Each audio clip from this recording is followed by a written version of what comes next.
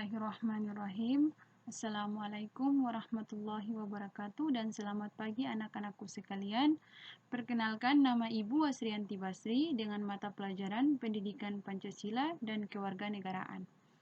Sebelum kita masuk pada materi pembelajaran hari ini, kalian harus mengetahui kompetensi dasar dan tujuan pembelajaran yang akan kita bahas hari ini. Bab 1, Perumusan Pancasila sebagai dasar negara. Kompetensi dasar 3.1 Menganalisis proses perumusan dan penetapan Pancasila sebagai dasar negara. Tujuan pembelajaran 1.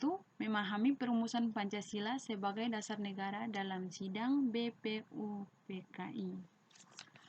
Pertama kali kita akan membahas asal mula Pancasila. Pancasila tidak lahir begitu saja di negara kita, tetapi melalui perjuangan yang sangat panjang. Pancasila sebagai dasar negara merupakan hasil perjuangan para pendiri negara. Mereka adalah orang-orang yang berjuang untuk mendirikan bangsa dan negara Indonesia. Jasa-jasanya sudah seharusnya selalu kita kenang atau diingat, seperti yang diucapkan oleh proklamator kemerdekaan Indonesia, Insinyur Soekarno, jangan sekali-kali melupakan sejarah. Pernyataan tersebut lebih dikenal dengan singkatan Jasmira. Tidak melupakan sejarah perjuangan bangsa merupakan kewajiban seluruh warga negara sebagai bangsa Indonesia. Melupakan sejarah perjuangan bangsa sama artinya dengan menghilangkan identitas bangsa Indonesia. Para pendiri negara telah merumuskan dan menetapkan dasar negara. Hal itu dalam rangka menggapai cita-cita nasional sebagai negara yang merdeka, bersatu, berdaulat, adil, dan makmur. Dasar negara Pancasila berguna untuk mengantarkan kemerdekaan dan kejayaan bangsa Indonesia. Pada bab ini, kalian akan mempelajari sejarah dan nilai perumusan penetapan Pancasila sebagai dasar negara. Selain itu juga kita akan pelajari bagaimana Pancasila dihayati oleh bangsa Indonesia di tengah kehidupan bangsa yang beragam, agar terciptanya keharmonisan. Bangsa Indonesia mengalami sejarah yang sangat panjang dalam melawan penjajah. Kita pernah mengalami penderitaan ketika dijajah oleh Belanda. Sejarah itu juga mencatat kekalahan Belanda oleh Jepang dalam Perang Asia Timur Raya, yang menyebabkan bangsa Indonesia dijajah oleh Jepang. Ibarat pepatah, lepas dari mulut harimau, masuk ke mulut buaya. Tepat kiranya untuk menggambarkan bagaimana kondisi penderitaan bangsa kita saat itu.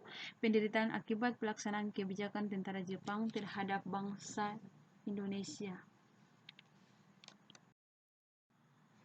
1. Pembentukan BPUPKI. Jepang mulai menguasai wilayah Indonesia setelah Belanda menyerah di Kalijati, Subang, Jawa Barat pada tanggal 8 Maret tahun 1942. Kedatangan Jepang semula disangka baik oleh bangsa Indonesia. Namun,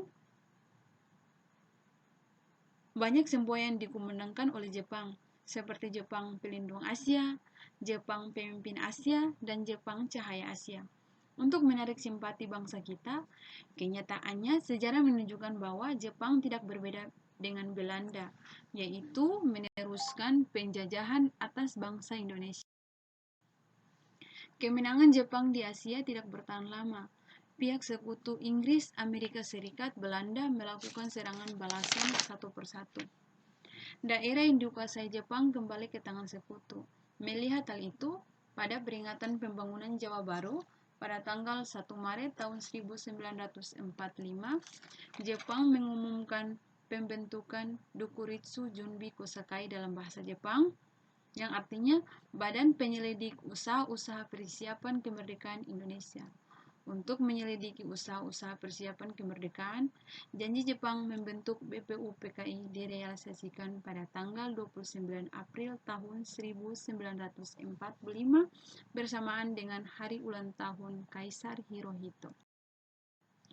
Sejak berkuasa di Indonesia, Jepang dengan segala cara menguras kekayaan dan tenaga rakyat Indonesia. Hal itu menimbulkan kesengsaraan dan penderitaan bagi rakyat. Namun, penderitaan tersebut tidak menyurutkan semangat pejuang kita untuk meraih kemerdekaan. Berbagai upaya dilakukan bangsa Indonesia dengan menyusun barisan dan bersatu padu mewujudkan kemerdekaan yang dicita-citakan. Adapun ayat yang berkaitan dengan Pancasila yaitu sila pertama yang menjelaskan tentang ketuhanan yang Maha Esa. Dalam Quran surat Saba ayat 1, Alhamdulillahilladzi lahu ma fis samawati wa ma fil ardi wa lahul hamdu fi al-akhirati wa huwal hakimul habir. Yang artinya segala puji bagi Allah yang memiliki apa yang di langit dan apa yang di bumi, dan baginya pula segala puji di akhirat, dan dialah yang maha bijaksana lagi maha mengetahui. Sekian dari materi pertemuan hari ini.